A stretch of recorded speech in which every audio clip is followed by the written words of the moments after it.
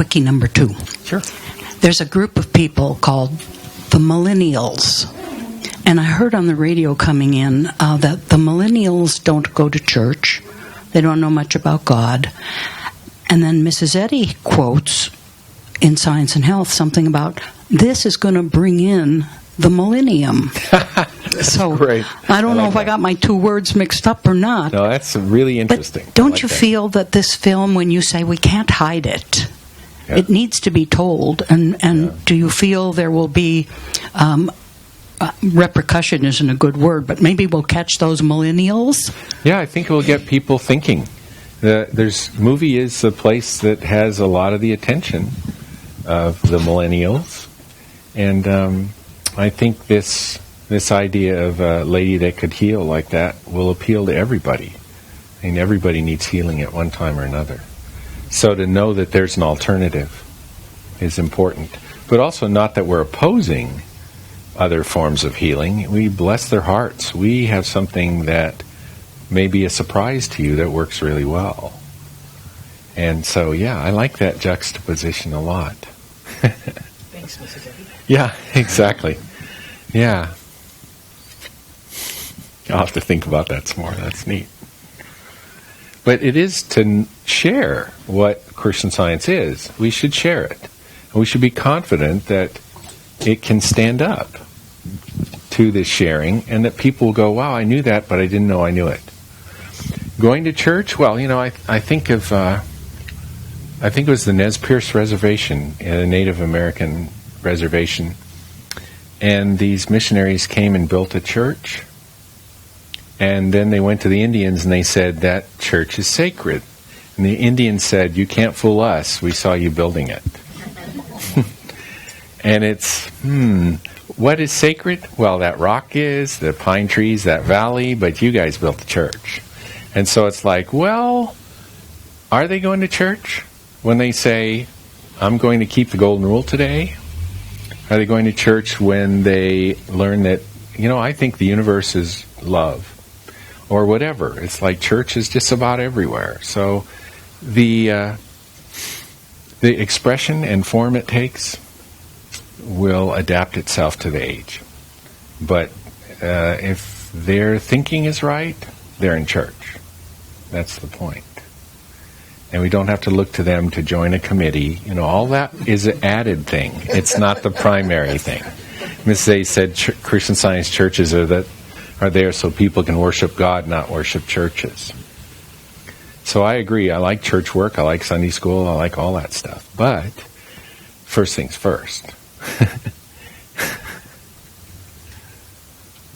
And if you like the Indians and everything's sacred, well, that's okay with me too. Anybody else have any questions? Are you guys getting the material you want? I mean, is this Yeah, be helpful? we're definitely getting, there's lots of things that you've been going. I was just trying to think if there was anything. Well, thanks for coming. That's been really, good, okay. Because that's so helpful. We don't know how much Christian Science lingo versus, Well, thank you, and I don't want to miss the opportunity because of your professional associations, and especially the search for extraterrestrials. How would Mrs. Eddy have dealt with that, or was it even part of her thinking that there was something on another planet, and how do you resolve with that? Oh, well, the concept that life fills all space is there. And I know from my studies of astrobiology and habitable zones and detecting extrasolar planets, I was on the Kepler science team and we found 4,000 planets. And bless their hearts, Interstellar said there are only 12 habitable planets. Well, they missed it by a factor of about 1 billion, bless their hearts. But you're not going to stop making the movie just because we made some discoveries. But this unfolding idea of a populated universe, whereas in Victorian era, by and large, I'd say by the turn of the 1900s, the universe is thought to be mostly dead matter because the idea that planets would form was caused by 2 stars happening to pass close enough to rip off some planets. And that would never happen. Happened once in the galaxy. So they were pretty down on this idea of life in the universe. At that time, Mrs. Eddy writes several times infinite space is peopled with God's ideas, and the verb is peopled, which is really interesting. So God forms and peoples the universe is another quote from Science and Health. So I think, she expected, I think she'd get a kick out of SETI, and listening for extraterrestrial intelligence. But we're also studying animals, humpback whales and dolphins and so on, because we want to be able to calibrate non-human communication systems so that we don't miss a non-human communication system. So we're looking at different kinds of communication systems on Earth. And I kind of tease the radio astronomy guys because they're always doing this picture of a guy staring up into space, and the caption is, "Are we alone?" It's like, we've got 1 million communication systems on Earth. It's like, will you guys quit doing that and throw a hydrophone in the ocean? It's like they're extraterrestrial, they're aquatic. So yeah, I think Mrs. Eddy would be on board. I mean, she certainly used that term, God forms and peoples the universe. She also said suns and planets teach grand lessons, as I mentioned. And she also said things like, spiritual light gives gleams of the infinite only, even as nebula indicate the immensity of space. 25 years before Hubble discovered that nebula are the distance indicators. There's things like that in there that make me think. There's a bunch of those. So, in that direction, she made prophecies. She said the astronomer will no longer look up to the stars, he'll look out from them upon the universe. And I thought, wait a second, this astronomer's singular and the stars are plural. So this isn't like space travel. What is she trying to say here? The astronomer singular will look out from the stars plural. I'm going, that's interesting. That's more like a quantum thing. So we'll see. In other words, there are things in there in Science and Health that I don't get yet, even from a natural science viewpoint. So we'll just have to think about them. There's lots to think about here. Thank you again. I have a question. Mm-hmm. After we make this movie, I can imagine there will be quite a substantial response, and I wonder if you might have any suggestions for how we can maintain that attention span of maybe people that are new to Christian Science, or any strategies for just really kind of pouring into those people so that they really can understand the principles of Christian Science, just kind of at its face value or quickly, so that we can keep them around. Yeah, good point. And of course, they'll become interested in, when they read Science and Health, and to think of Jesus as a scientist. They'll probably go back in the Bible and start discovering things, like talking to Elijah and Moses and stuff. So I think it'll, once a person starts the study, they're kind of a natural. It'll stay. It's not up to us to keep their interest. They'll have a natural study interest in it. And it's like, well, it's a science, so you have to work it. Once you start demonstrating, there's plenty of interest. I had a friend who studied helicopters at NASA, and she came to my office once. She goes, "Is this the Bible?" I'm going, "Yeah." And what's this book? And usually I share Science and Health, but I just said, "Oh, nothing."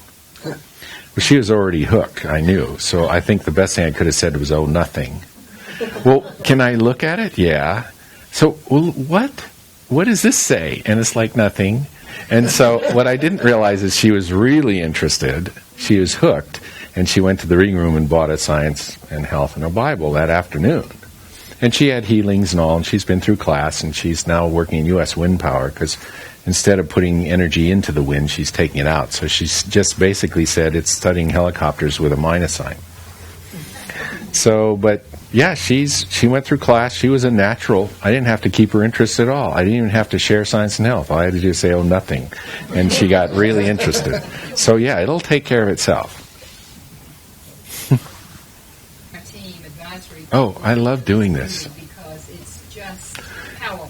And the movie's going to be very powerful. It's like, What the Bleep came out, and I was amazed at the response. It was a low-cost movie, and it was really well produced, but the interviews are really well done, but what the physicists were saying was passed through a director filter, and came out the other side not as profound as what they were trying to say. It was actually toned down by going through a non-physics filter.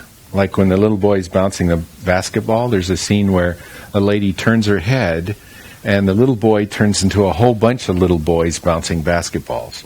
But that implies a whole bunch of little boys exist whether you're observing them or not.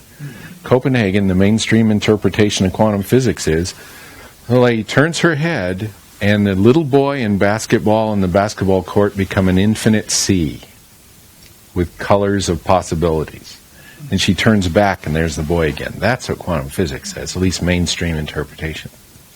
Non-mainstream says other universes occur and it gets much wilder from there. So people are sticking with Copenhagen, which is particles don't exist till they're observed, including particles of trees and rocks and everything else. So, Christian Scientists are in an interesting position because they don't have to make their religion scientific. It's already there. So this is a great opportunity, and if I had to say when a movie should be made, going, guess what? Now's really a good time. So are we opening the viewers' minds toward a better future, a different future than they had thought about? Is that one of the main reasons for making the movie? Yes, it's. I would say, that Mrs. Eddy is a healer and did something at the beginning of the movie that was supposed to be a miracle. Then it goes on. I think it's important to go on to explain that she didn't think of it as a miracle.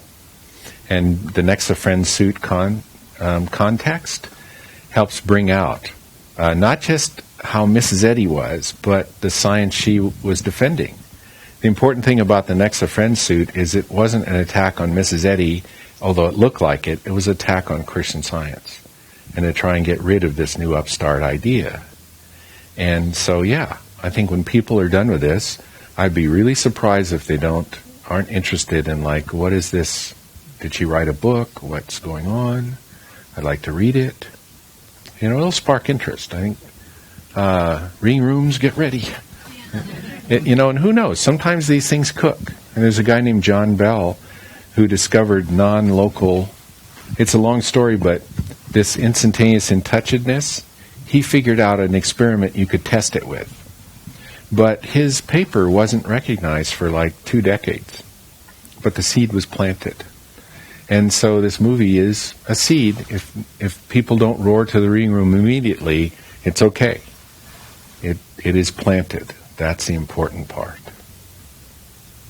One more. And then I have a question. I think in terms of the depth of what you've been talking about, and how does that fit with the word denomination? Oh, interesting. As in... we consider ourselves a denomination, but the Christianity we're talking about is much broader than what is, in today's world, considered a denomination. Yeah, it's a kind of a disguise for now. It's been the word. It's specific. I don't think denomination is used generally for science, but I'm trying to think of a word that could be used, like a field or a subfield or something like that. But the word denomination just means it's a specific and focused idea to me. It's not limited, the word denomination? No, it's specifying an individual thought or way of thinking while not limiting the spread of that thinking. Okay. So it's good to be specific. There was a story, my Christian Science teacher's teacher for normal class was Emma Shipman. And the story he told us, I believe it was Emma Shipman, in the carriage with Mrs. Eddy. And I think one of the horses' name was Princess. Have you heard this story? And a car, something backfired, something happened, and it spooked the horse. So the horse is running along, and she turned to Emma Shipman, if this is who it is, and said, "Handle this." So Miss Shipman said the universe is harmonious and the cosmos is, beautiful and this sort of thing for a while. And Mrs. Eddy finally turned to her and said, "Oh, stop." And then she said, "Princess, you are not afraid." And the horse stopped. And she turned to Emma Shipman and she said, you don't have to heal the universe to stop a horse. So I think being specific is important, but doesn't mean it's limited.